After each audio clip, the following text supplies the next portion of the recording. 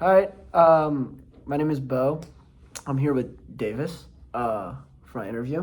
So, Davis, what do you think is the most difficult thing for the majority of people in this country to understand about race and racism? Uh, I would say that the most difficult thing to understand is that racism was never a problem until humans created the concept of race, and then racism became a problem. Do you think that, why do you think that humans created it? Like, what's the reason behind that?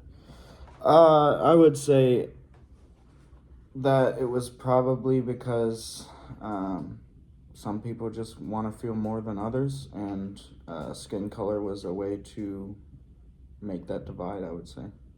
I think that's absolutely right. How are these thoughts and beliefs about racism formed? Race and racism formed? I feel like the majority of it is childhood experience, how their parents act, who their parents have them hang around, and then things are perpetuated after they already have that mindset from childhood, like the media. Mm-hmm. And when you say media, do you think that's based on what their parents watch and what's shown in the household? And It started there, and then since they already have that concept embedded in them, that's what they choose to watch later in life as well. thank you. What is one race-based topic that you wish more people talked about or understood about racism?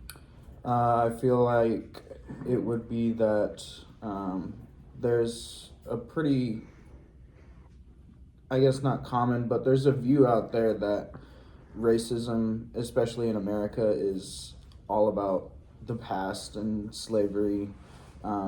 While there's several examples, the SEC not integrating teams until after the U.S. had put a man on the moon, or just things like just what happened 3 years ago with the George Floyd protests and whatnot, that prove that racism in some areas is still very much here and alive. An interesting point that you brought up was the SEC. I actually toured Ole Miss a couple years ago, and they have a statue for their first a black person to ever attend their school.